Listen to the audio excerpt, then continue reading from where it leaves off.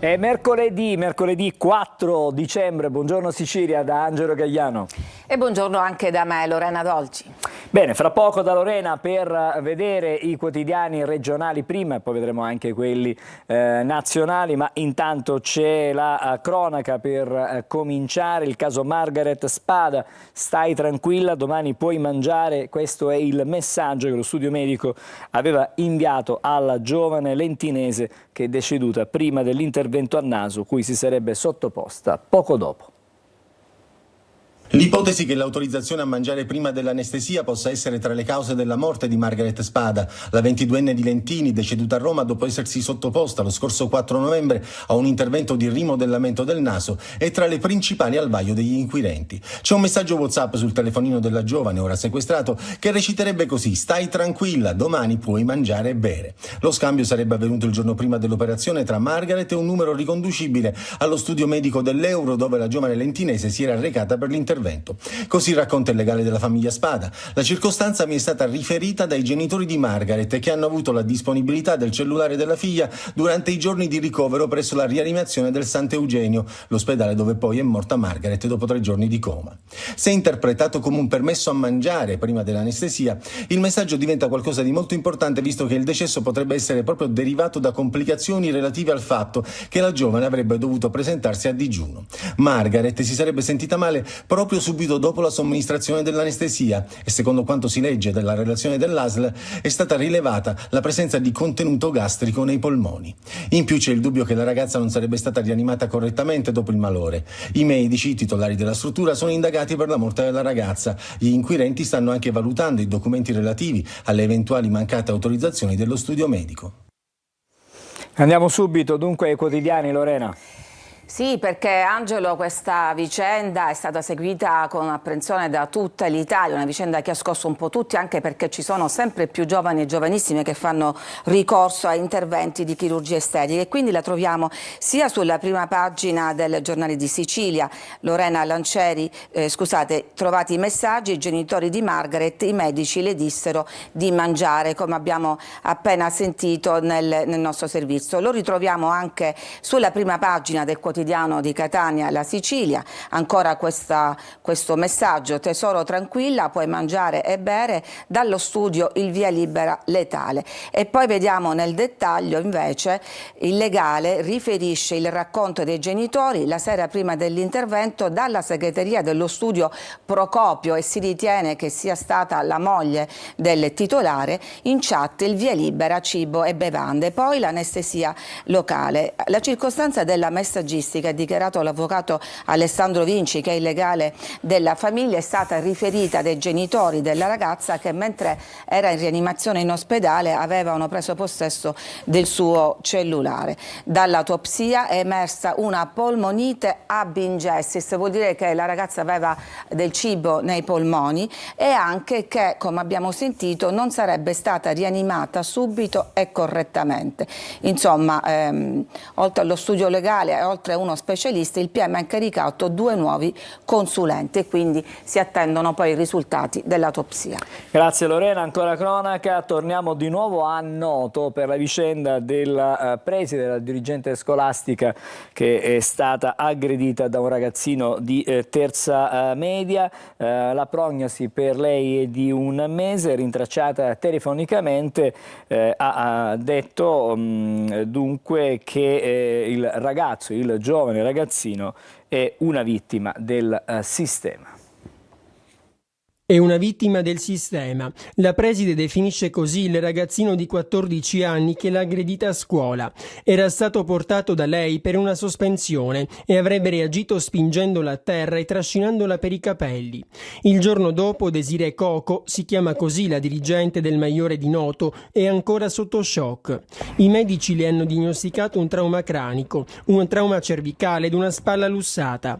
Adesso è a casa e non se la sente di farsi intervistare in video. video. Il ragazzino l'ha colpita di spalle mentre parlava con la psicologa che lo segue, annunciandole la sospensione. Poco prima, infatti, aveva lanciato una sedia dalla finestra. Si tratta di uno studente che ha una storia familiare difficile, vive in una casa famiglia ed è seguito dai servizi sociali. Da quest'anno frequenta la nostra scuola, ha detto la preside. Abbiamo cercato di aiutarlo in tutti i modi, ma ogni qualvolta bisogna rispettare delle regole ha delle reazioni violente. Eravamo per lui l'unica possibilità di riscatto, ha aggiunto. Volevamo fargli prendere la licenza media. Ora la palla passa ai carabinieri e alla procura dei minori. Nei prossimi giorni si riunirà il consiglio d'istituto e per il ragazzino, che ad ora non ha chiesto scusa, scatterà almeno la sospensione. Nonostante tutto, però, la dirigente ci ha detto che è pronta a riaccoglierlo. Lorena, un caso di cui ci siamo occupati già ieri e poi chiaramente anche l'altro ieri. Sì, in questo caso colpisce la reazione di questa preside, una reazione equilibrata, improntata alla tolleranza. Infatti nelle pagine del quotidiano La Sicilia titola il perdono, perché insomma una sorta di perdono si tratta con questo atteggiamento. Il perdono della preside aggredita dallo studente, lui è vittima del sistema, non si può salvare tutti. Parla appunto Desiree Coco, sull'aggressione indagano i carabinieri. Beh, è una vicenda che va oltre la notizia di cronaca. Il comportamento, che non sarebbe stato nemmeno il primo e che definiamo un po' sopra le righe, tenuto in classe, e poi la minaccia di una sospensione, poi lo scatto d'ira e l'aggressione che ha costretto la dirigente alle cure del pronto soccorso. Per lei trauma cranico, cervicale e una spalla lussata. 30 giorni di prognosi, che insomma non sono pochi, ma vuole tornare presto a scuola. E lei appunto ribadisce questo concetto: sono delusa e non arrabbiata. E questo concetto, diciamo, un po' sociologico, il ragazzo è vittima del sistema, sarei disposta a riaccoglierlo con i necessari accorgimenti. Poi su quali accorgimenti siano necessari in questo caso, insomma, è tutto da vedere. Ancora cronaca, ieri è stata una giornata di lotta, di contrasto al traffico e allo spaccio delle sostanze stupefacenti, 2 operazioni, una a Palermo, l'altra a Catania, e di questa ci occupiamo. 14 arresti nel quartiere San Cristoforo. I pusher spacciavano anche in presenza dei loro bimbi. Il caffè indicava la droga, si poteva scegliere tra la cialda piccola o grande. L'orologio invece era riferito alle bilance di precisione utilizzate per pesare le sostanze stupefacenti. Un linguaggio criptico emerso nell'indagine condotta dai carabinieri del Comando Provinciale di Catania su delega della DDA, che ha permesso di disarticolare un sodalizio criminale che gestiva una piazza di spaccio di cocaina e marijuana nel quartiere di San Cristoforo, tra le vie Villa Scabrosa e Via Officina. 14 le persone arrestate per associazione finalizzata al traffico illecito di sostanze stupefacenti. A capo i pluripregiudicati Emanuele Napoli e Alessandro Carambia. Tra gli arrestati anche la madre 75enne di Napoli, alla quale i sodali si sarebbero rivolti per richiederle un caffè oppure una cialda, e la moglie, che avrebbe gestito parte della contabilità. Il volume d'affari è stimato in 4.000 euro al giorno, incassati mediamente attraverso 200 cessioni nell'arco delle 24 ore. Nelle immagini vediamo uno degli indagati che raccoglie una dose lanciata dal balcone e la spaccia. E ancora lo stupefacente che viene consegnato al pusher con la tecnica del paniere. Infine un altro indagato che spaccia in presenza della figlia minore. Molte cessioni sarebbero state concordate con l'acquirente tramite messaggistica e social network. I provvedimenti cautelari richiesti dalla DDA Etnea erano stati in prima battuta rigettati dal GIP. La pronuncia è stata poi appellata dalla Procura distrettuale a riesame di Catania, che ha emesso le ordinanze applicative delle misure di custodia cautelare in carcere. Con l'esecuzione di queste ordinanze è stato inferto l'ennesimo colpo alla criminalità organizzata, che proprio dalle piazze di spaccio trae un costante e significativo finanziamento per le casse delle consorterie criminali. Torniamo di nuovo da Lorena Dolci, perché ieri diceva una giornata di contrasto allo spaccio di stupefacenti, operazione a Palermo, quella che abbiamo visto a Catania nel quartiere San Cristoforo.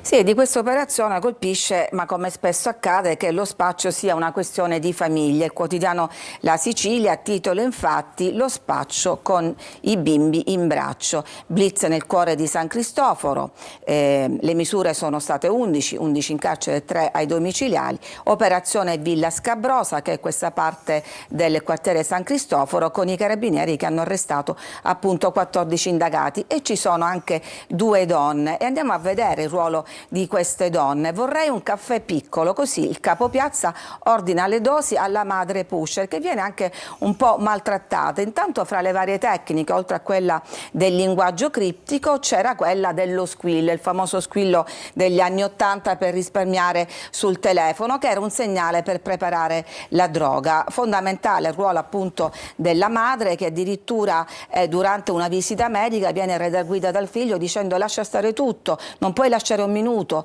vieni a casa, perché lui doveva fare una consegna. Non è finita, perché a causa della sarebbero dovuti essere inviati vari clienti, e quindi questo provoca un problema. Ma in questo schema, dicevamo, ci sono 2 donne, perché entra un'altra donna che è la moglie di Napoli, Alessandra Sudano, che anche lei l'unica in carcere, che avrebbe ricevuto ordini dal 30enne. Quindi, come dicevamo, un affare di famiglia. Adesso ci occupiamo della crisi idrica. La pioggia ha riempito in parte gli invasi vuoti, è rientrata dunque la clamorosa protesta messa in atto dai sindaci e dai cittadini che avevano occupato il potabilizzatore della diga Ancipa. Il governatore Schifani ha convocato la cabina di regia e da lì in pratica ha fatto sentire la sua voce, ha detto tolleranza zero su operazioni e su atti, diciamo, improvvisati e che possono creare in ogni caso dei disagi anche all'ordine pubblico. La guerra dell'acqua è una tregua senza vincitori né vinti, grazie al cielo. E non è un modo di dire, è proprio grazie alle piogge cadute negli ultimi giorni che il livello della diga Ancipa, che serve esclusivamente 5 comuni dell'Ennese e di rinforzo alcuni comuni del Nisseno, con i sindaci che fino a poche ore fa erano incatenati al depuratore dell'invaso, che hanno smobilitato. Il clima più sereno lo dimostra anche il volto disteso di Luigi Bonelli a Telecolor. L'azione è stata un'azione forte, però necessaria, perché è vero che loro sarebbero rimasti senza acqua, ma per 3 giorni sarebbero stati forniti dalle autobotti. Noi rischiavamo, qualora fosse data acqua a Caltanissette e a San Cataldo e non avesse piovuto, di restare senza acqua per i prossimi mesi. Stamattina il presidente Schifani ha riunito la cabina di regia contro la siccità. Subito interventi urgenti, ma tolleranza zero contro chi, con azioni illecite animate da uno spirito di giustizia fade a te, come quelle che si sono verificate nei giorni scorsi con l'occupazione della diga, mette a rischio il sistema. Schifani chiede il potenziamento delle reti idriche con riparazioni per evitare perdite inaccettabili e con la costruzione di nuove condutture. Poi annuncia la riattivazione dei dissalatori dismessi di Porto Empedocle, Gela e Trapani entro giugno, per i quali sono già stati trasferiti 10 milioni di euro al commissario nazionale incaricato Nicola Dell'Acqua. Ma è importante fare in modo che sempre più acqua possa essere raccolta negli invasi. Bisogna essere pronti a far fronte ai periodi di maggiore carenza idrica. Nei prossimi giorni sarà aperto anche il bypass dell'acquedotto di Blufi, che convoglierà l'acqua dei nuovi pozzi di Butera e di Mazzarino. Domani saranno fatti i collegamenti alla vecchia rete esistente e quindi tutti i pezzi speciali, poi sarà fatto il reinterro e l'acqua arriverà a Caltanissetta nella giornata di venerdì notte. La speranza è quella di non dipendere per sempre da Giove Pluvio. E allora, il tema della guerra dell'acqua affrontato anche ieri da te nel corso del Focus Sicilia 24, proprio su Telecolor, ha visto la pace in diretta poi tra i primi cittadini.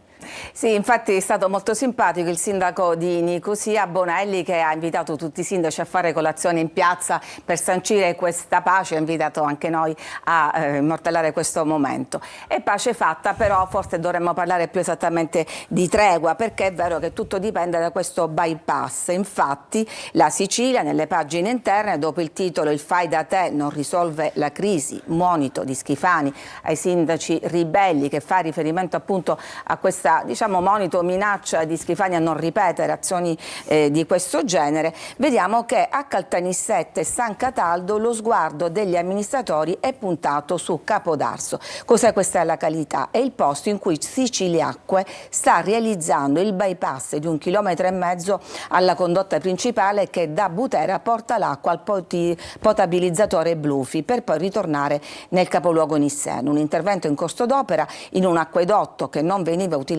da anni, in più ora la portata idrica inversa rispetto alla sua originaria realizzazione, ed è proprio questo intervento che è stato in grado di riportare un po' il sereno tra Caltanissetta e San Cataldo dopo che è giunta l'acqua dalla diga Ancipa ed è stato stilato un calendario per la distribuzione. Il calendario prevede ogni 6 giorni a Caltanissetta e ogni 8 giorni a San Cataldo. Ma se torniamo al titolo di questo articolo vediamo che il sindaco commenta: l'acqua ogni 6 giorni è una soluzione arcaica, non possiamo che concordare.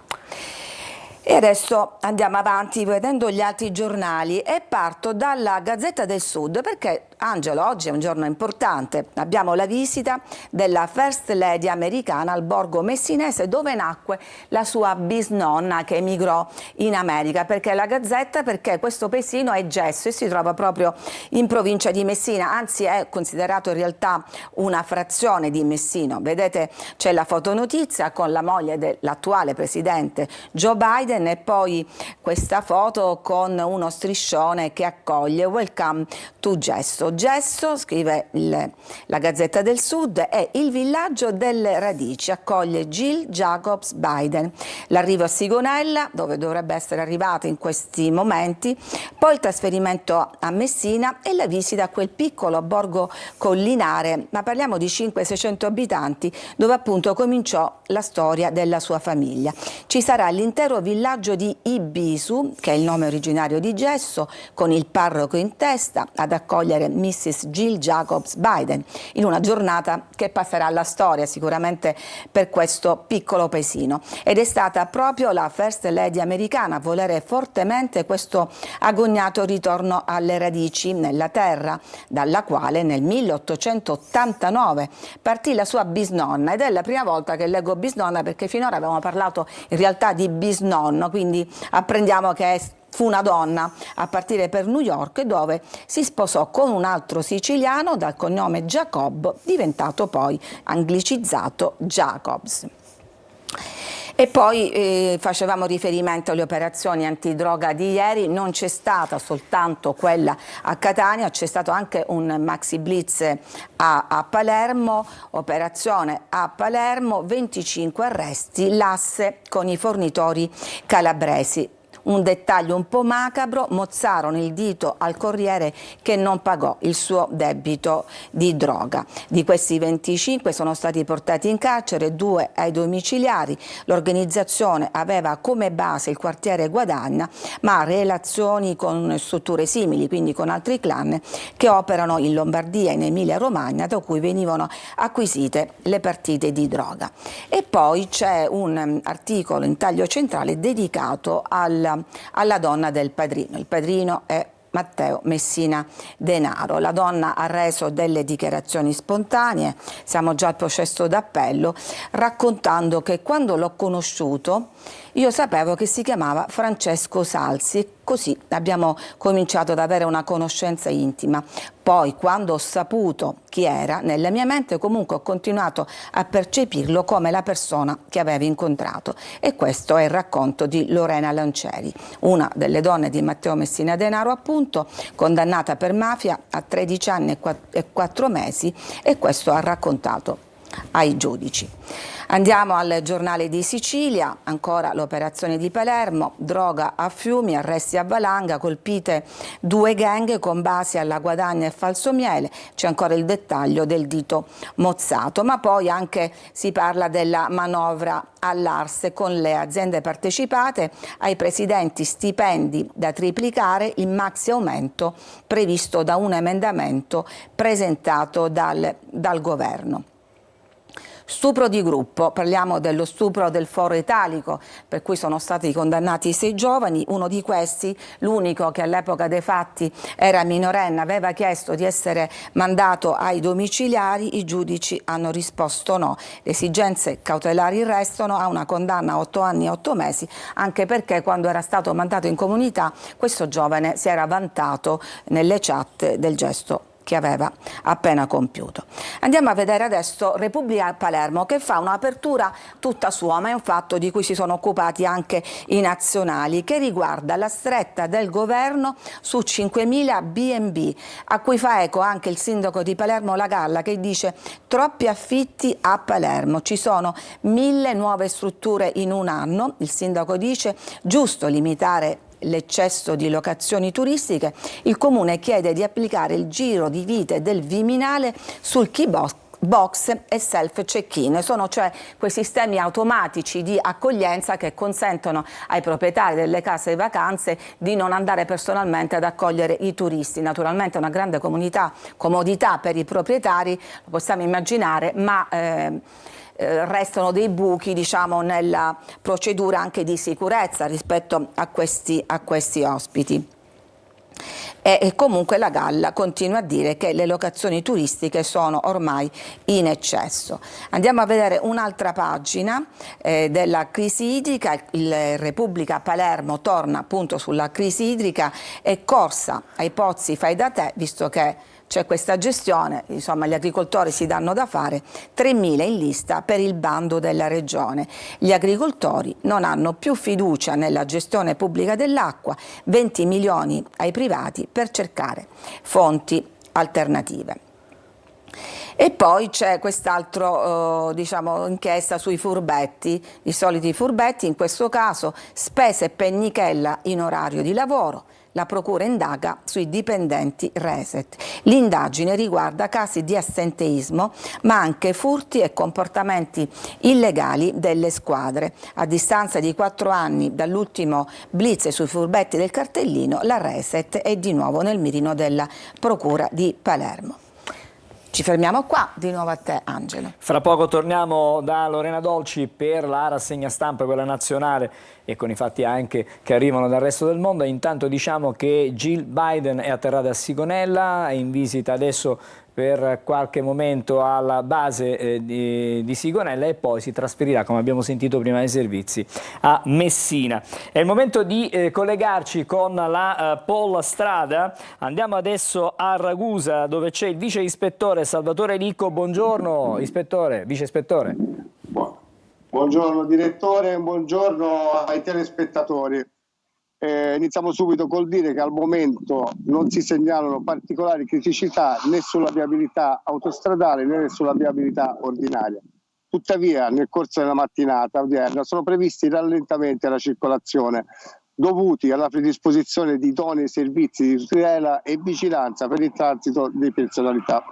Le limitazioni di circolazione interesseranno quasi tutte le principali arterie di competenza di questo compartimento, a partire dall'autostrada A19 Catania-Palermo in direzione Catania, nel tratto compreso tra lo svincolo di Botta Santa Anastasia e Catania, e a seguire la tangenziale di Catania fino alla barriera di San Gregorio.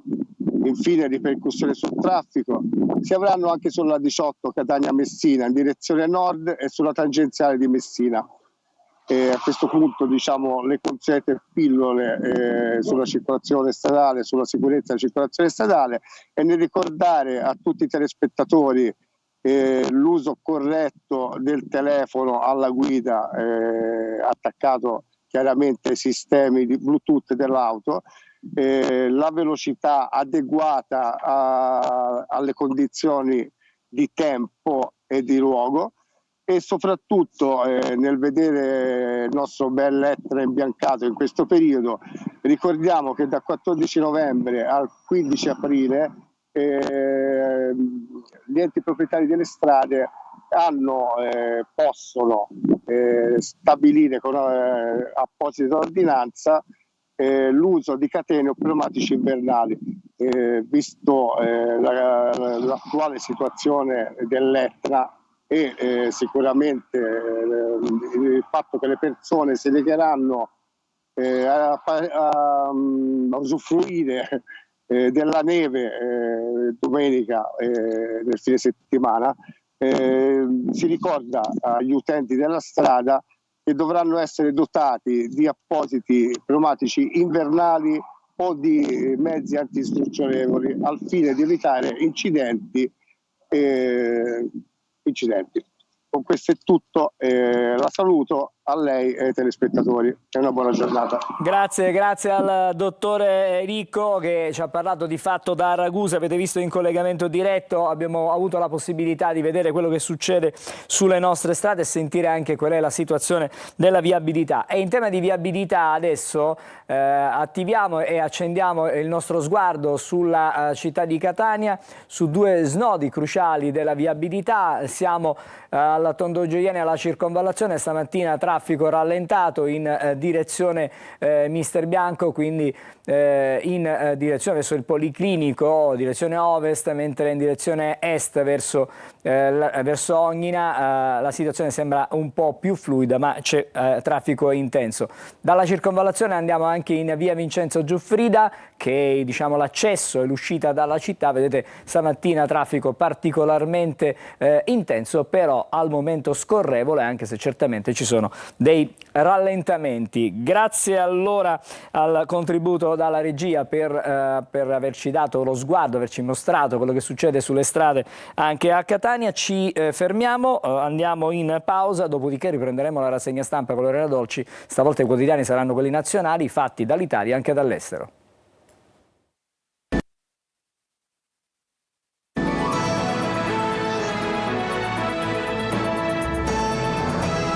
E allora eccoci di nuovo insieme per Buongiorno Sicilia, è il momento di leggere i quotidiani nazionali. Lorena Dolci. Sì, bentrovati per dare uno sguardo ai quotidiani nazionali. Le aperture sono fondamentalmente dedicate alla sentenza del caso Turetta, condannato all'ergastolo, alla crisi coreana che a quanto pare è rientrata nel giro di 24 ore e poi alla crisi Stellantis. Ma cominciamo con il Corriere della Sera. Giulia, infatti, come dicevamo, ergastolo per Turetta, riconosciuta la premeditazione ma non l'aggravante di crudeltà. Per il legale della famiglia è un passo indietro. Ma poi ci sono le dichiarazioni di Gino Cecchettin, il padre di Giulia, che dice: fatta giustizia ma serve di più, abbiamo perso tutti. E questo è il commento, perché nulla è come prima. Sempre parole molto moderate quelle di Gino Cecchettin. E poi ancora La Repubblica. Troviamo ancora la sentenza Turetta, giustizia per Giulia, ergastolo a Turetta, e il commento di Michela Marzano che riprende le parole del padre di Giulia Cecchettin: è stata fatta giustizia ma abbiamo perso tutti come società. Sono queste le prime parole di Gino Cecchettin dopo la sentenza che condanna appunto all'ergastolo Filippo Turetta, l'assassino di sua figlia Giulia. Per quanto riguarda la politica, poi c'è la scissione di Grillo. Per il fondatore dei 5 Stelle il movimento è morto, se la prende con Conte, dice lo ha disintegrato, ma non finisce qui. Ho un'idea che ancora non ha voluto rendere nota. La replica del leader Conte: noi non ci facciamo calpestare, contesa giudiziaria sulla titolarità del simbolo. E poi una notizia internazionale anche un po' curiosa. Giudice blocca lo stipendio da ben 56 miliardi per Elon Musk. No, 56 miliardi di dollari erano e restano troppi come stipendio annuale per l'amministratore delegato di un'azienda, anche se si chiama Elon Musk. In particolare se il CEO in questione è anche il fondatore della compagnia, e in tale veste ha convinto gli azionisti ad approvare il suo compenso. Questa decisione è di una magistrata del Delaware che ha fatto naturalmente infuriare Elon Musk e che aveva preteso dalla Tesla, l'azienda di cui parliamo è la Tesla, questo assegno faraonico a dir poco. Andiamo a vedere la prima pagina della Stampa. Stampa, il quotidiano di Torino, non poteva non dedicare l'apertura a Stellantis, che era crollato in borsa. Il titolo: riparte, scrive l'occhiello, Panetta, Eurobond per l'industria dell'Unione Europea e la produttività. Il governo apre, in manovra aiuti all'auto. Urso, ora sono più fiducioso sul rilancio, è il che andrà in Parlamento. È una crisi in realtà che coinvolge tutta l'auto europea e costringe il governo a rivedere i suoi piani sul settore. Andiamo adesso a vedere l'Avvenire. L'Avvenire, il quotidiano di ispirazione cattolica, dedica l'apertura, come dicevamo, alla crisi internazionale che è scoppiata e fortunatamente è rientrata in 24 ore in Corea. Nuova e inattesa scintilla in uno scenario globale sempre più segnato da conflitti e turbulenze. Certo non ci voleva, Angelo, quest'ulteriore crisi dopo quelle che stiamo già seguendo in Ucraina e nel Medio Oriente. A Seul, golpe fallito del presidente, esercito in piazza e legge marziale, poi stop dal Parlamento, mentre in Siria prosegue la marcia jihadista, Mosca schiera la flotta, l'Iran pronto all'intervento. Insomma, venti di guerra, lo diciamo purtroppo da troppi mesi. E poi andiamo a vedere il resto del Carlino. Anche qui la Corea del Sud sprofonda nel caos e poi sul caso Turetta questa fotonotizia che mette a confronto da una parte Filippo Turetta, dall'altro Gino Cecchettin, che il suo avvocato fra l'altro ha definito un gigante. Andiamo a vedere il Sole 24 Ore, anche qui ritroviamo notizia internazionale. Sud Corea, il presidente revoca la legge marziale dopo il no del Parlamento, è un giornale diciamo di Confindustria e quindi dedicato più a notizie di economia, e infatti sull'edilizia investimenti giù del 4,2%, l'industria resta sotto i livelli pre-Covid. Volevo poi vedere l'Osservatore Romano. L'Osservatore Romano, che è il quotidiano diciamo religioso della città del Vaticano, mette questa donna addolorata, una Madonna quasi in guerra, e titola Giochi di guerra e business di morte. Qui è il Papa Francesco che parla e dice: voglio evidenziare l'ipocrisia di parlare di pace e giocare alla guerra. In alcuni paesi dove si parla molto di pace, gli investimenti che rendono di più sono sulle fabbriche di armi. Questa ipocrisia ci porta sempre a un fallimento, il fallimento della fraternità, il fallimento della pace. E sono le parole pronunciate da Papa Francesco lo scorso 25 novembre per celebrare il 40° anniversario del trattato di pace tra Argentina e Cile, e colpisce, scrive Andrea Tornielli in questo editoriale, nelle parole di quello che è anche il vescovo di Roma, quel riferimento: giocare alla guerra. Se le guerre vengono affrontate a livello mentale come una specie di gioco, sia esso politico o militare, questo è segno che si è smarrita la volontà di andare alla radice dei conflitti. Vediamo poi il Giorno. La Corea del Sud sprofonda nel caos, ancora abbiamo perso tutti a proposito della sentenza Turetta.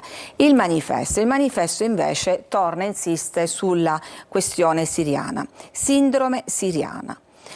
In Siria è guerra mondiale, raid russi su Idlib, centinaia di morti negli scontri, civili in fuga, il conflitto si estende, anche le forze curde contro Damasco, supportate da jet USA o israeliani, mentre la Turchia attende che l'avanzata jihadisca costringa Assad a fare concessioni. E purtroppo non sono belle notizie quelle che attendiamo. L'Unità invece dedica l'apertura alla crisi all'interno del Movimento 5 Stelle, la rissa, cioè, per dirla in parole povere, tra Grillo e Conte. Poveri 5 Stelle finiti nelle mani di quei due. Quei due sono entrambi piuttosto fuori di testa, scrive il giornalista, ma hanno armi di ricatto potentissime. Uno dei due, quello largamente più intelligente, usa la sua intelligenza e la sua fantasia come un cannone e ha puntato il cannone contro il suo ex partito, cioè il partito che aveva fondato, quindi quello più intelligente tra i due, secondo l'Unità, è appunto Grillo. E lo fa in modo allegro e simpatico. Parliamo di un comico, è incredibilmente altezzoso, ha un solo obiettivo: distruggere l'altro, l'usurpatore, quello che lui ha definito il mago di Oz. È sempre in una delle sue gag quasi comiche, Grillo, non l'abbiamo detto, ma insomma è all'interno dei pezzi, ha guidato un carro funebre. E poi andiamo al Riformista, che torna su questo argomento di carattere politico. Il movimento è morto, Ma vai oltre lo show, Beppe, ancora Beppe Grillo. Dello scontro in atto ci interessa il giusto, cioè niente. Sono tipiche e antichissime baruffe di partito in cui ognuno dei contendenti cerca di interpretare a proprio vantaggio regole già sufficientemente legulei, ovvero un po' troppo burocratiche e cavillose.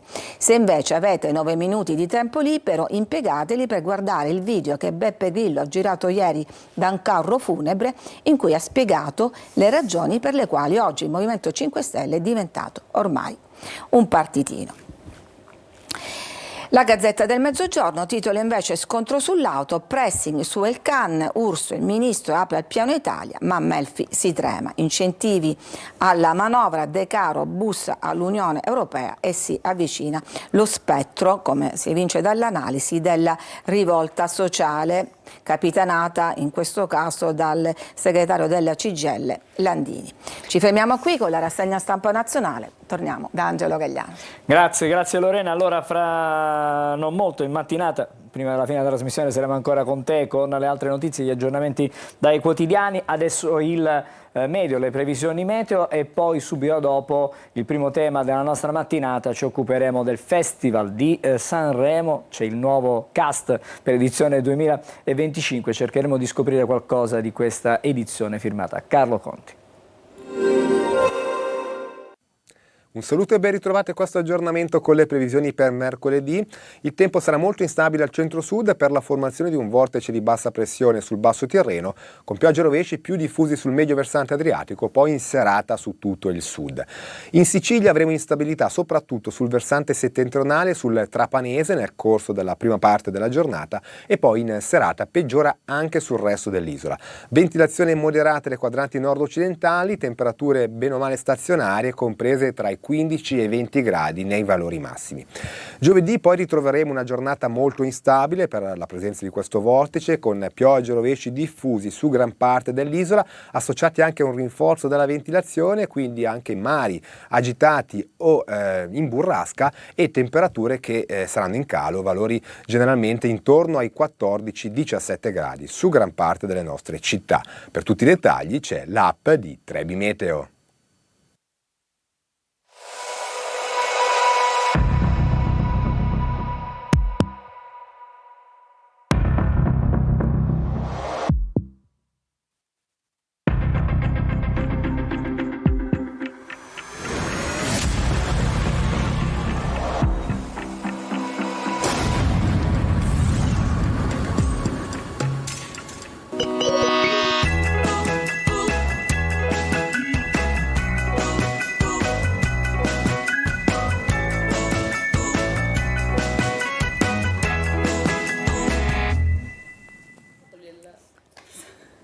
Eccoci, allora abbiamo annunciato che avremmo parlato del Festival di Sanremo. Buongiorno a Tatiana Incarbone, buongiorno. Buongiorno Angelo, buongiorno a tutti i telespettatori. Allora, sì. Tatiana, tu che sei un'esperta di musica, visto che con Studio 90 Italia, insomma, racconti quotidianamente quello che succede come fenomeno musicale in Italia, chiaramente. Sì. Che cosa ci dici del nuovo Festival di Sanremo, di questo Festival di Sanremo? Perché dopo 5 anni di gestione Amadeus si cambia. Cambia il testimone, ma partirei da una domanda, Angelo. La domanda è la seguente: sarà il Festival 2025 targato Carlo Conti diverso da quelli a cui ci ha abituato Amadeus? Risponderemo tra qualche minuto, perché se noi attenzioniamo le peculiarità di questo festival, tu dici? Sì, io dico che non è tanto scontata la risposta. Il problema del festival di quest'anno, per chi fa il festival quest'anno, cioè per Conti, è mantenere quello standard, perché abbiamo visto che con Amadeus si è ritrovato, diciamo, da un punto di vista televisivo, l'amore per il festival e soprattutto ha abbracciato anche le nuove generazioni, come abbiamo tanto detto, ma secondo me Carlo Conti sta facendo delle scelte un po' furbe, insomma, ma non dorme molto serenamente. Però se noi leggiamo la lista interminabile di quest'anno, che sono tantissimi, di questi 30, ci sono delle linee guida. C'è molto rap, nuove tendenze, però Però ecco, stiamo vedendo la lista, così magari la vediamo al completo. Sì. Assieme a questi nomi che vanno per la maggiore, cioè voglio dire, che ne so, Emi Schilla o per dirne uno, attenzione. Avrei anche da dire su un paio di loro. Però poi magari dopo. ci entriamo nei particolari, ma assieme a questi nomi, più Rock Hunt per dire, che insomma è uno che fa sempre la canzone canzone giusta per l'estate, per dirne una. Ci sono poi dei ritorni. Torna Marcella Bella. Sì, la stupenda 72 anni che secondo me porterà un po' di eleganza finalmente sul palco. Quindi insomma è un festival particolare, c'è un mix tra quelle che sono le nuove tendenze. Sì, però ti chiedo, l'anno scorso cosa fece Amadeus? Portò i ricchi e poveri. Sì, vabbè. Portò la Berti. Quindi tu dici che si cammina sulla scia? Sì, credo la sua sia veramente, per questo ti dicevo inizialmente, chiediamoci se veramente sarà un festival diverso. Non è così scontata la domanda, lui più o meno, io ho guardato, noi ho analizzato questi big in car e The Colors, Amadeus li ha portati e stanno cercando di rimanere sulla cresta dell'onda. Tornano in moda? Tornano in moda, però c'è Olly, c'è Elodie. Ci sono già cantanti che abbiamo visto di recente, la stessa Clara che abbiamo visto lo scorso anno, ma analizzerei un altro aspetto, perché in questi ultimi giorni, nei primissimi giorni successivi all'annuncio, le discussioni su Sanremo esulano dalla musica per spostarsi anche in politica, proprio a causa dei rapper che ci sono lì in lista. Tu devi sapere che per la prima volta... Parliamo dei testi di alcune canzoni di questi, diciamo, esatto, parlo artisti. del Kodakons, che per la prima volta nella storia del festival ha chiesto, tramite una mozione proprio 2 giorni fa, di leggere in anteprima i testi. Sì. Nel caso in cui fossero offensivi chiederebbe anche l'annullamento e l'esclusione di questi artisti in gara. La scelta anche di avere... Ci sono delle direttive però quest'anno. Ci sono delle direttive. Per quelli che dovrebbero essere i temi trattati, temi personali, familiari.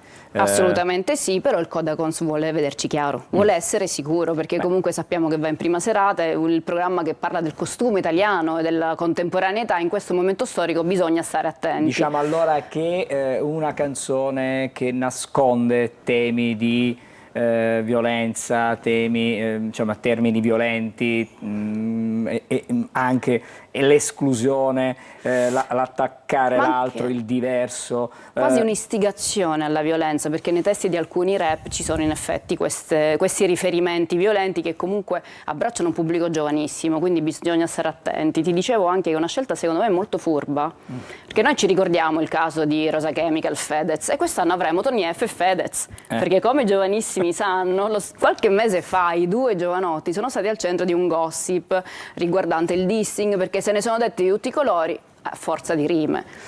C'è la probabilità loro veramente non navigano in buone acque, che non vadano neanche d'accordo durante il festival.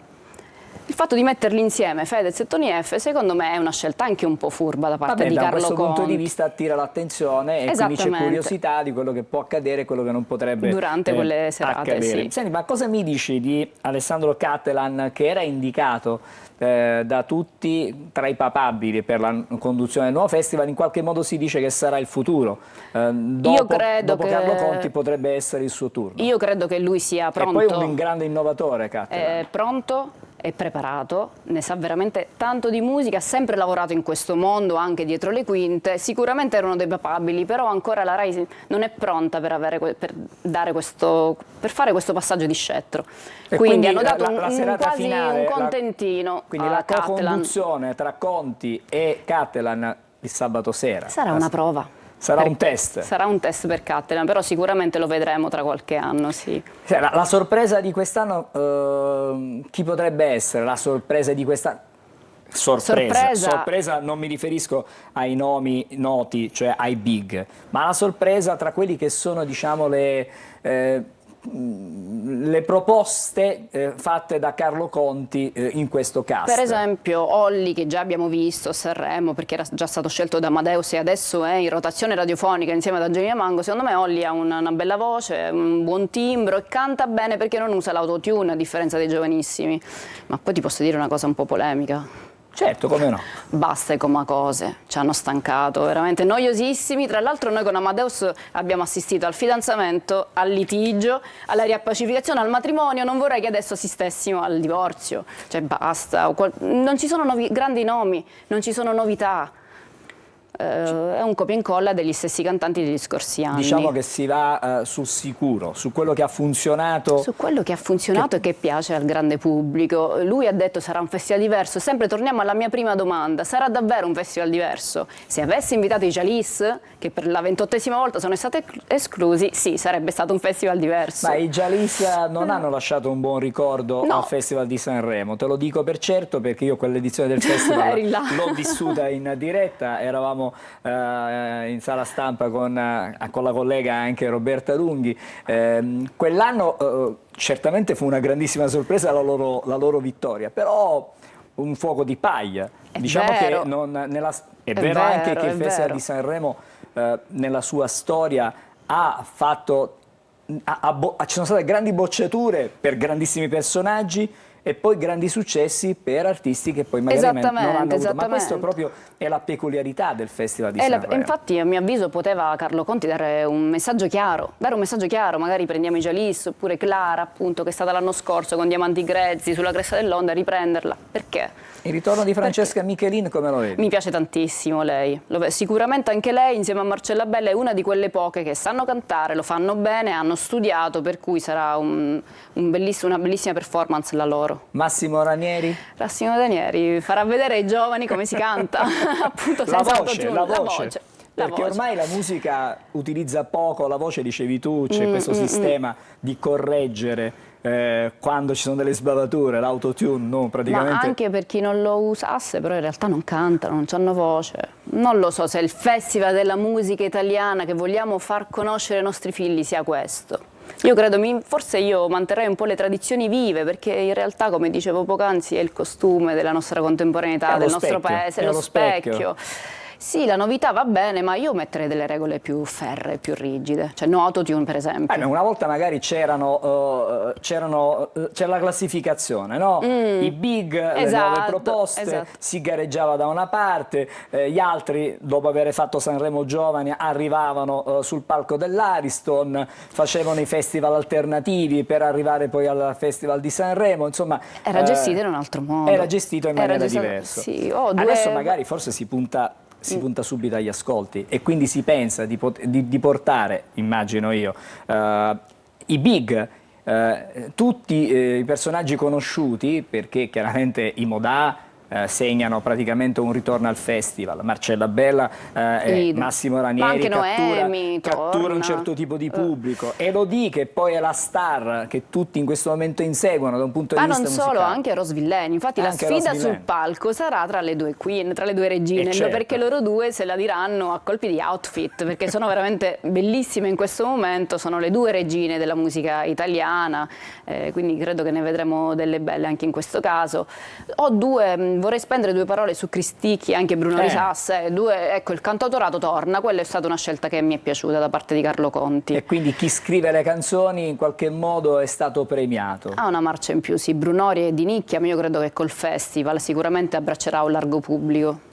Staremo a vedere, lo scopriremo. Il festival magari nei giorni che ci porteranno al festival, nei giorni vicini al festival ci risentiamo e nei giorni del festival magari commenteremo quello che sarà successo sul palco, perché il Festival di Sanremo ha sempre, catturato l'attenzione di tutti. Avevo la cosa che ricordo con grande, con piacere, l'indomani mattina c'era un giornalino che circola al festival con i commenti di quello che era successo la sera prima. E tutti gli addetti ai lavori andavamo a vedere quali erano i giudizi, quale poteva essere il più bravo, quello meno bravo. Ci sono state anche delle grandi topiche di grandi firme nazionali, avere visto magari Elton John sul palco quando Elton John non c'è mai stato perché non è salito, perché il pezzo era già stato preparato prima. Insomma, ci sono state tante curiosità che ci legano al Festival di Sanremo. Grazie. Prego, figurati, vorrei dire l'ultima cosa a proposito degli ospiti, no? Tu dicevi la differenza, ecco, Elton John eccetera eccetera, la differenza sai qual è? Che Carlo Conti, per far risparmiare la RAI, ha detto che quest'anno non avrà grandi ospiti. Finora dice così. Per adesso. Per adesso dice così. Poi Quindi Vedremo. non sappiamo se è un finto buono, se vuole un po' ammorbidire il pubblico, vuole ammorbidire ha bisogno di ospiti. alcune spinte, assolutamente. Grazie a te, buona giornata. Tatiana Incarbone di Studio 90 Italia, buon lavoro, buon Grazie festival, mille. Immagino seguirà il festival Assolutamente con grande sì, attenzione, saremo lì. e poi ci confronteremo. Noi ci dobbiamo fermare assolutamente, cambiare tema, ahimè, purtroppo da qualche diciamo, il festival è sempre un tema molto leggero, piacevole. Adesso andiamo a parlare dell'ultimo caso di un malore che c'è stato in campo, quello del giovane Bove che si è accasciato a terra. Cercheremo di sapere qualcosa in più dal dottore Andrea Oliva, che è medico dello sport. Cercheremo di capire se questi episodi possono essere previsti, se si può fare qualcosa, che cosa sta succedendo. Tutto questo fra pochissimo.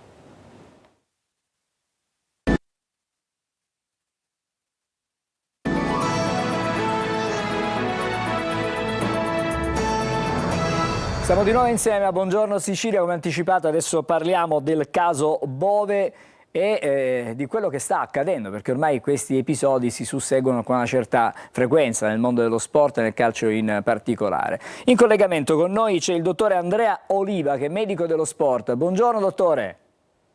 Buongiorno ai telespettatori. Grazie intanto per essere con noi questa mattina.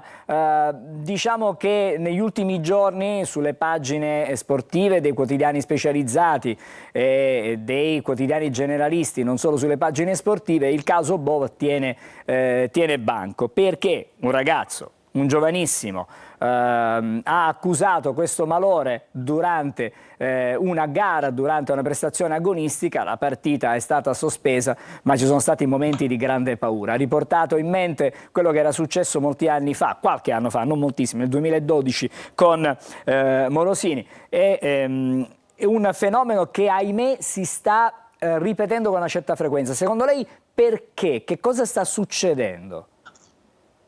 Un attimo, io volevo desideravo precisare, non è con frequenza. Noi consideriamo quanti milioni di persone giocano in un giorno nel mondo. I casi sono eclatanti perché riguardano giovani atleti. Io ricordo che io avevo un'impostazione di studi classici. Gli atleti venivano visti nell'antica Grecia come dei semidei, quindi immortali in un certo senso. Professore, in questo modo, chiedo scusa se la interrompo, in questo modo noi non riusciamo a vedere il suo volto. Se riuscisse magari ad allontanarsi un po', sì. Ecco così. Mi sento piano però, purtroppo ho un audio molto leggero. Adesso vediamo dalla regia di poter aumentare il suo ritorno. Se aumentate l'audio possiamo interfacciarci meglio. Esattamente, allora ci diceva che non sono così frequenti, però nell'immaginario di tutti noi, vedere Eriksson che si accascia a terra, prima Morosini e poi adesso Bove, certamente è terribile, no? Terribile, anche 3 anni fa Eriksen agli europei di calcio. Questi episodi sono... purtroppo, allora, noi dobbiamo... Sono discorsi da fare, ci sono congressi interi che parlano di questo argomento. Cerchiamo di sintetizzare in poche parole. Praticamente esistono delle forme di malattie genetiche cardiache che non sono facilmente repertabili o diagnosticabili, e che sono 3 praticamente.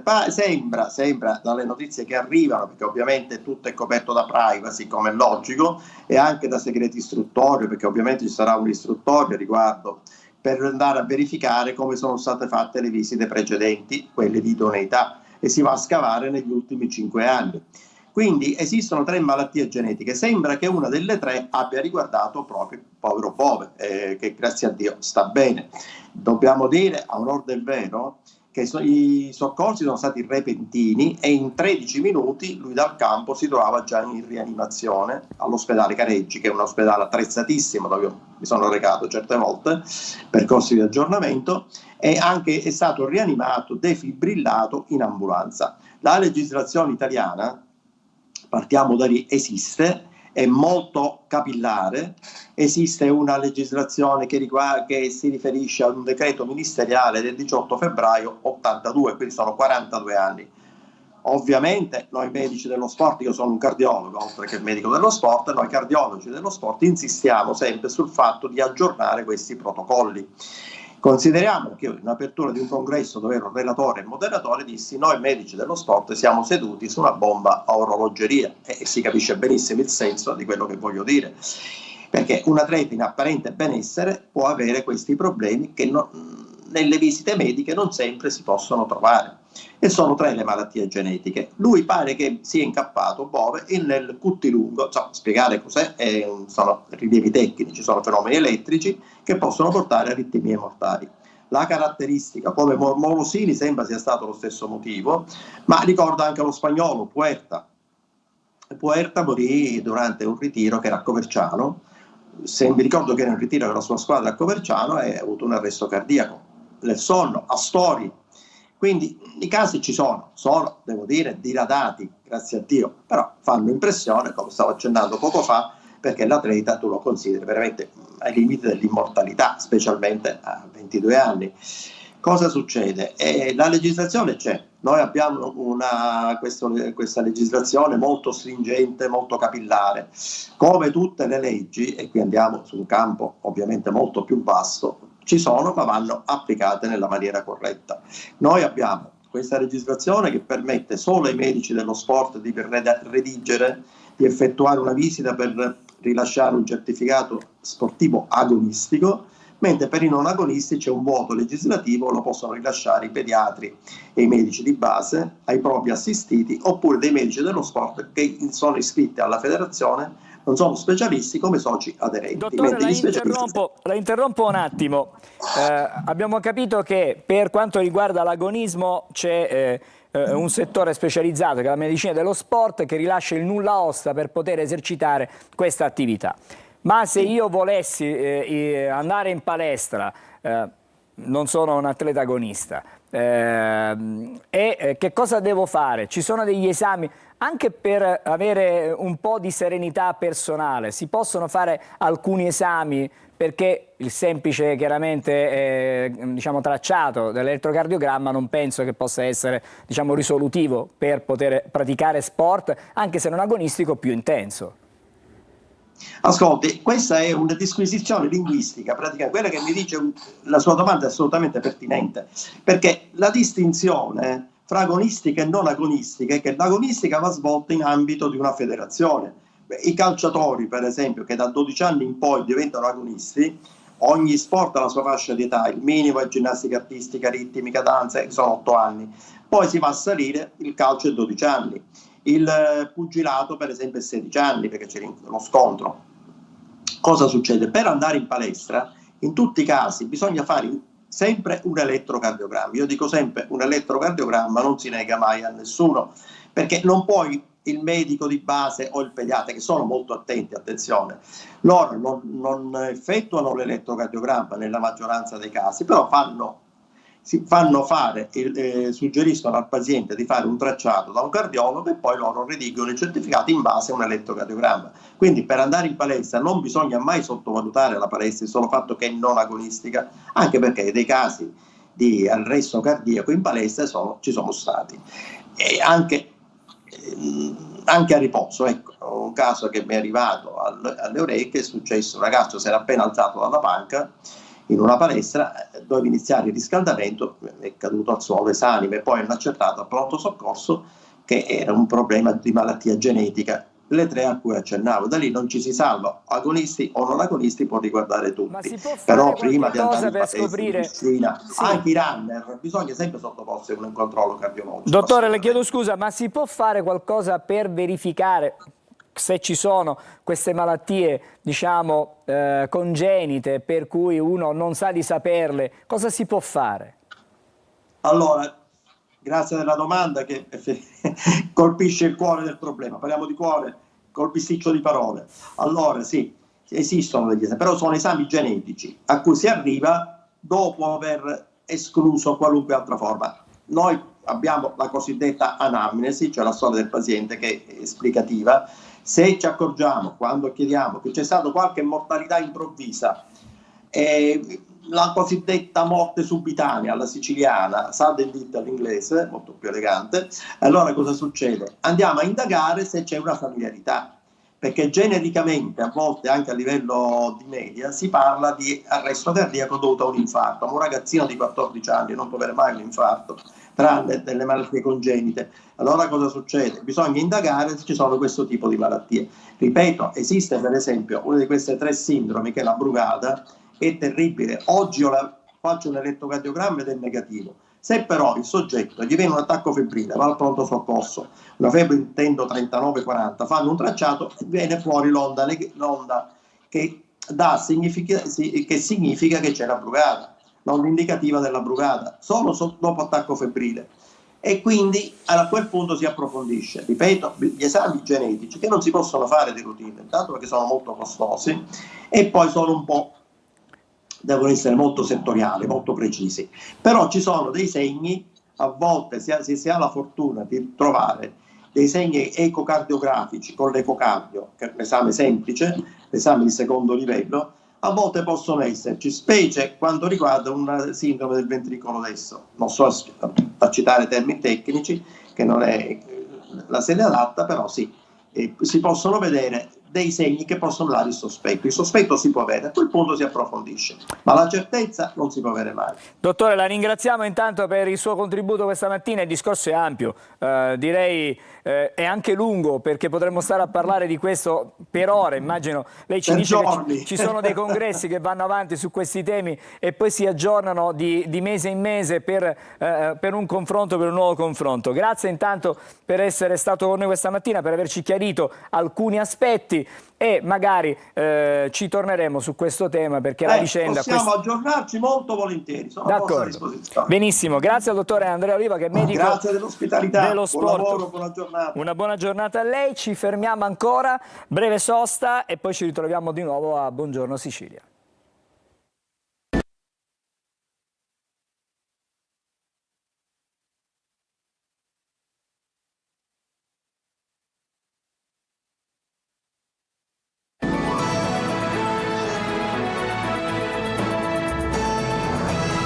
Eccoci di nuovo insieme a Buongiorno Sicilia, in studio con noi la professoressa, buongiorno, Germana Barone. Buongiorno. Che è la direttrice del Museo dei Saperi e delle Mirabilie siciliana dell'Università di Catania, e poi c'è anche il professore Nicola Laneri, buongiorno, docente di archeologia del vicino Oriente, antico Aldisum dell'Università sempre di Catania. Allora, stamattina parliamo di una mostra che fra poco sarà a disposizione di tutti noi, da Babilonia a Baghdad, sulle tracce di Hammurabi. Chi era Hammurabi? Questo re. Parlo col professore intanto. Allora, è il sesto sovrano della prima dinastia di Babilonia, ha vissuto tra il 1792 e il 1750 a.C., secondo la cronologia media, perché devo anche utilizzare questi termini scomodi. È un sovrano amorreo. La Mesopotamia alla fine del terzo millennio vede una trasformazione dal mondo sumero al mondo babilonese, al mondo amorreo, nuove stirpi, nuove popolazioni che vengono da Occidente. È un sovrano visionario che, grazie anche all'opera principale che verrà esposta in copia e che attualmente è al Museo del Louvre, la famosa stele di Hammurabi con il codice di Hammurabi, segna la trasformazione anche nell'organizzazione sociale della Mesopotamia di allora. Ma vedremo all'interno della mostra anche quanto lui segni la trasformazione in ambito religioso, in ambito musicale, che questa è un'altra cosa molto interessante. Un sovrano lungimirante, e aperto alle innovazioni. E non è facile trovare, soprattutto a quel tempo. Parliamo di circa 4.000 anni fa, quindi...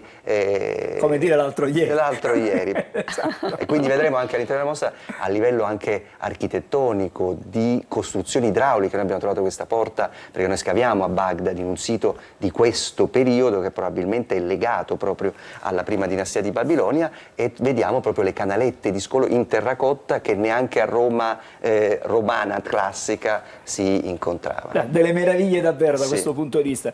Professoressa Barone, lei cura, ha in mano questo Museo dei Saperi, che è qualcosa di meraviglioso, che adesso avrà l'opportunità di arricchirsi ulteriormente a partire dal 7 di dicembre. Dal 6 di dicembre. Dal 6 di dicembre, di questa mostra che ci porta delle meraviglie lontane nel tempo ma vicinissime, per quello che ci ha già accennato e raccontato il professore la Neri. Sì, è un'occasione unica perché ospiteremo, stiamo già allestendo dei pezzi provenienti dal British Museum, dal Pergamon di Berlino, sono in arrivo dei materiali dai Musei Reali di Torino, quindi pezzi originali e pregiati che penso che sia l'unica volta che li vediamo tutti insieme in un unico posto, e sarà l'occasione per parlare di storia, di archeologia,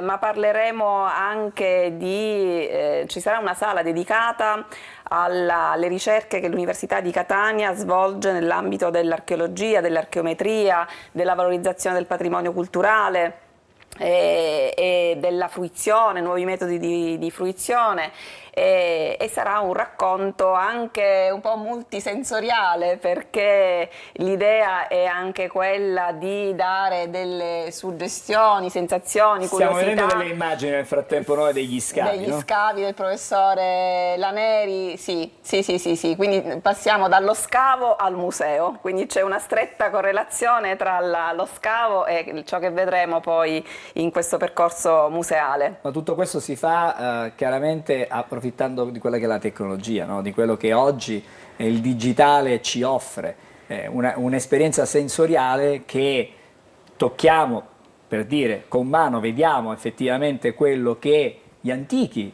ci hanno lasciato, perché lì si diceva 4.000 anni fa, non sono certamente, cioè qualche ora fa, e pensare che a quel tempo già si era così avanti, si pensava e si progettavano delle cose che per noi oggi sono normali, ma 4.000 anni fa a pensarle era qualcosa di meraviglioso, di incredibile. Sì, devo dire che la sfida è anche riportare la gente, perché diciamo che l'ingresso è gratuito e questa è la cosa, perché la mission dell'Università di Catania è anche lavorare con la comunità e cercare di portare la comunità all'interno delle nostre strutture. L'obiettivo è anche quello di ritornare a una mostra in cui ci sono gli oggetti, perché questa è una cosa unica. Ricordiamo che il Pergamon, che è una cosa straordinaria, sarà chiuso fino al 2000 a Berlino, sarà chiuso fino al 2037, quindi questa è un'occasione per vedere degli oggetti che provengono da questo museo. Gli oggetti del British provengono dagli scavi del 1850 di Layard, il primo grande archeologo, e del Capitan Jones, e verranno esposti quindi le teste di mazza in bronzo, che sono oggetti straordinari, con l'iscrizione Egal Hammurabi, la fortezza, il palazzo di Hammurabi, dal sito che noi scaviamo adesso a Tel Mohammed, nelle periferie di Baghdad. E la tecnologia servirà per far vedere gli oggetti e le strutture architettoniche che noi stiamo scavando a Tel Mohammed, perché questo è complicato, portare gli oggetti da Baghdad, dall'Iraq in Italia. È una mission che va anche oltre, è un ponte che lega Catania a quei luoghi che, come ben sapete, sono luoghi che vengono considerati dalla gente luoghi di guerra, e quindi un messaggio di pace che Catania vuole portare al centro della città.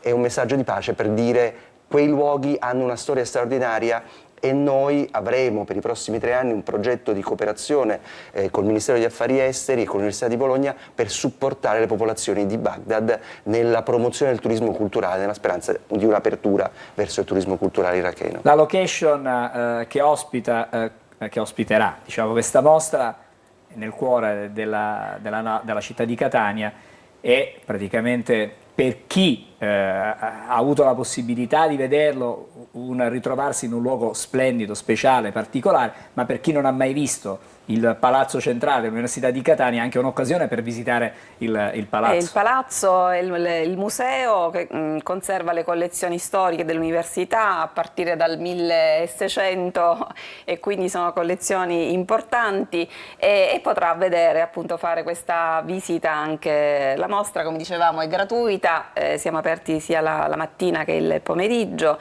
stiamo cercando di fare anche delle aperture straordinarie di cui daremo comunicazione a breve. Si comincia il 6, abbiamo detto. detto. Il 6, l'inaugurazione alle 10 del mattino. E si finisce?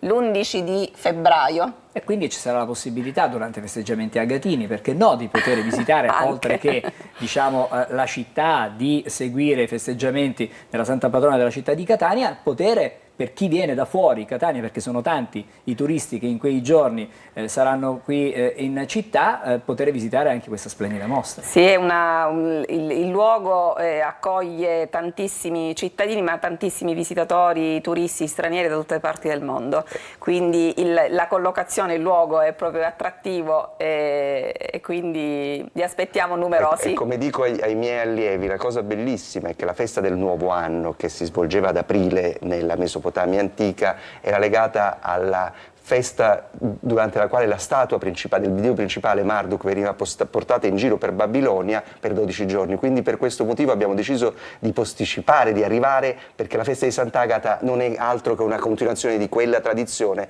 in cui l'effigie, l'icona della divinità veniva portata per 12 giorni in giro per la città, e quindi c'è molta comunanza. Catania non sono 12, ma sono 3, però diciamo che poi sono 4 di fatto ormai, perché... E poi c'è l'8ª. Esattamente.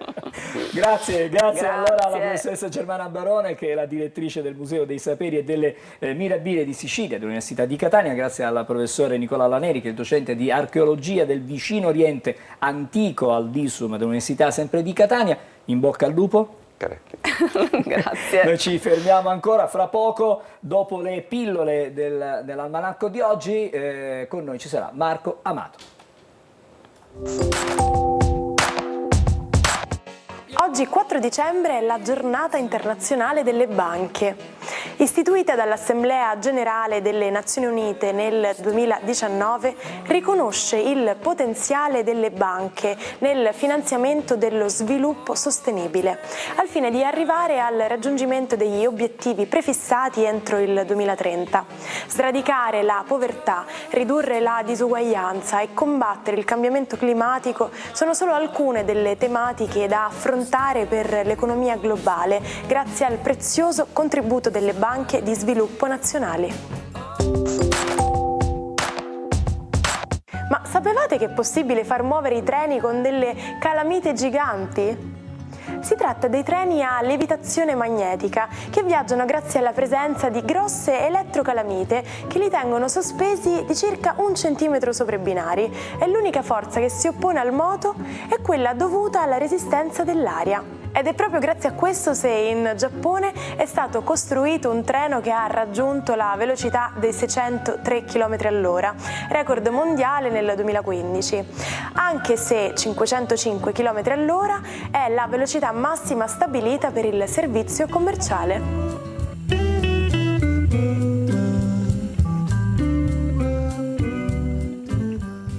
Allora, dalle meraviglie dell'estremo oriente, da Baghdad, adesso andiamo a scrutare le stelle con Marco Amato. Buongiorno Marco, tazzina Angelo, particolarissima, bicolore addirittura, con un intaglio, un disegno particolare. Sì, è un po' baroccheggiante nel decoro, e poi la particolarità è che è chiaramente una tazzina contemporanea e che ha questa smaltatura di turchese cielo molto forte, molto evidente, che fa contrasto un po' con la natura della tazza. E la trovo molto divertente perché è un po' quello stile che mischia un po' il pop e il barocco, un pop barocco insomma. Un po' come me. Marco, stamattina come sempre c'è la musica, però oggi c'è la musica. Sì, però rendi tu omaggio ad un mostro sacro della musica internazionale, di cui abbiamo parlato anche ieri in chiusura di rassegna stampa. Ahimè, ha qualche problema, ma è un peccato per tutti noi. Beh sì, infatti parliamo di Mr. Crocodile Rock, Sir Elton John, amatissimo da tutti. Grazie innanzitutto a questo grande artista che ci ha consegnato dei capolavori della musica contemporanea. Sir Elton John ha dichiarato al Dominion Theatre di Londra, in occasione dell'apertura del musical Il Diavolo Veste Prada, di cui lui ha scritto le musiche, che purtroppo ha una malattia che invalida la vista, ovvero ha perso la vista a uno degli occhi. Si è dichiarato comunque aspetta, gran signore, quale sempre è molto grato per le cure che ha ricevuto, l'assistenza e il supporto, e mostra comunque anche in questa situazione molto difficile quella sua parte umana. È stato però di natura molto ottimista, nel senso che è sottoposto a delle cure molto importanti, cure che continueranno, ha dichiarato che i risultati ci sono e speriamo e gli auguriamo che saranno progressivi per il suo occhio che è andato per adesso perduto. Ebbene, infatti dichiara di avere difficoltà anche a scrivere testi perché proprio non legge il testo cantando. Cosa auguriamo quindi a un personaggio così, di cui l'astrologo ha studiato l'oroscopo, perché di un personaggio così complesso il segno zodiacale non basta, comunque lui è un Ariete, ha praticamente un Giove e Nettuno in aspetto positivo, assolutamente, ponendo poi pure l'assunto che l'anno prossimo Saturno e Nettuno migreranno nel suo segno zodiacale e che Plutone ha innescato una nuova era per la medicina, è molto probabile che le cure vadano a buon fine, se non del tutto dovrebbe riprendere parzialmente, dice l'astrologo. In astrologia ricordate che la casa della vista è la seconda casa, ovvero il segno che viene dopo il nostro ascendente, e che il Sole padroneggia l'occhio destro, Giove quello sinistro, quindi le eventuali lesioni agli occhi o la differenza oftalmologica che possono avere i due occhi dipendono proprio dal fatto che l'uno è affidato a un pianeta, l'altro ad un altro ancora, quindi uno può essere in gioia e l'altro no. In ogni caso auguriamo a Sir Elton John tutta la fortuna possibile in una giornata in cui gli aspetti planetari sono un po' complicati, opposizione Giove-Mercurio tra Gemelli e Sagittario, mentre invece tra Sagittario e Pesci c'è la quadratura Sole-Saturno.